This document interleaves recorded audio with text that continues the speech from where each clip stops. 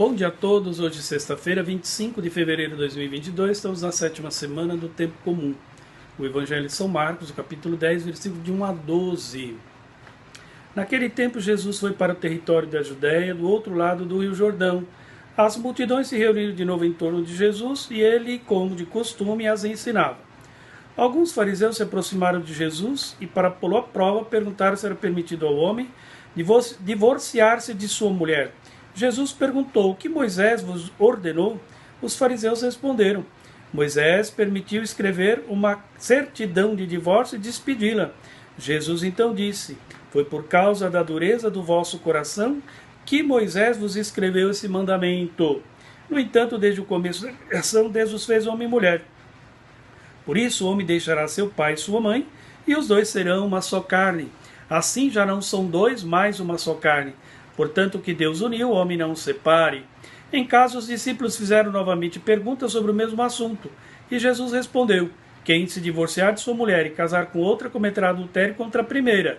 E se a mulher se divorciar de seu marido e casar com outro, cometerá adultério. Olha isso. O reino trazido por Jesus visava restabelecer entre as pessoas aquele relacionamento amoroso querido por Deus desde o princípio. O pecado, quando entrou no mundo, quebrou essa harmonia, contaminou a humanidade, rompeu-se os laços da comunhão, pervertendo, portanto, as relações. Era preciso reverter esse quadro desastroso em todos os níveis. No âmbito familiar, era urgente superar aquela mentalidade divorcista que havia se estabelecido no meio das pessoas, onde o marido se sobrepunha à sua esposa, podendo pôr e dispor dela quando bem quisesse. A situação da mulher nessas circunstâncias era de uma insegurança total.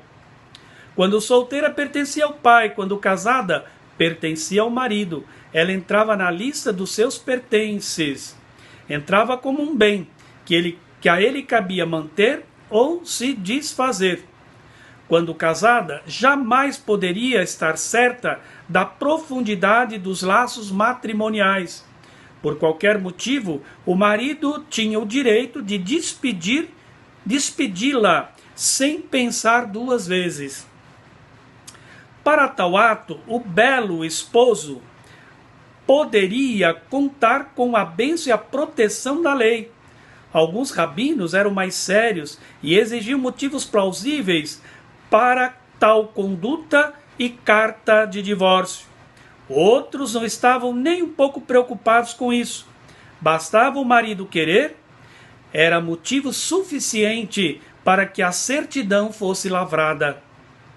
Jesus sabia de tudo isso, por isso foi buscar respostas nas primeiras páginas das Escrituras, onde continha o pensamento de Deus a respeito do matrimônio, anterior à lei mosaica, que de certa forma abriu espaço para a implantação do divórcio.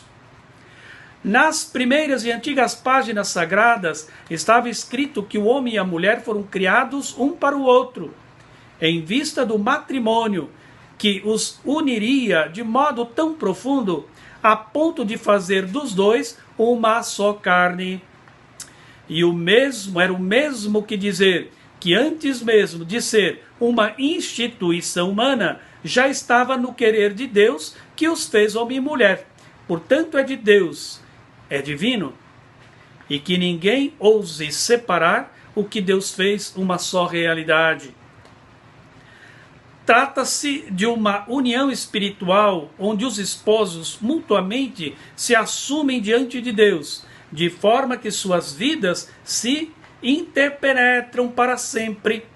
Se algo acontecer em contrário a isso, temos que admitir que os corpos foram mutilados. Só Deus pode ser o autor da união conjugal, assim entendida. E quando Deus une, nenhum ser humano pode se achar no direito de desfazer sua obra. Desta forma, Jesus não estaria aqui salvando somente a mulher, como também o próprio matrimônio. Quando Deus une, é para sempre, a menos que ele não uniu. Aí se explica a questão da nulidade dos matrimônios, sobretudo nos dias de hoje. Tudo isso para dizer que quem adere ao reino anunciado por Jesus, tanto naquele tempo como nos dias de hoje, também é chamado a refazer os seus esquemas mentais e não se deixar levar pela dureza do coração, e sim pelos desígnios de Deus. Olha isso.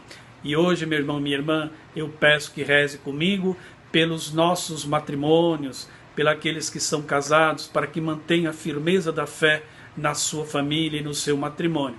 Mas peço também que rezemos juntos pela Ucrânia e pela paz do mundo.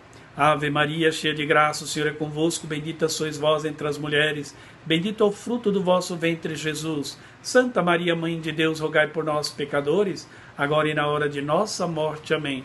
Pela intercessão da Sagrada Família, venha então sobre os nossos casais, nossas famílias e também o mundo inteiro. A bênção do Deus Todo-Poderoso, Pai, Filho e Espírito Santo, desça sobre todos vós, permaneça sempre. Amém. Tenha todos bom dia, fique com Deus.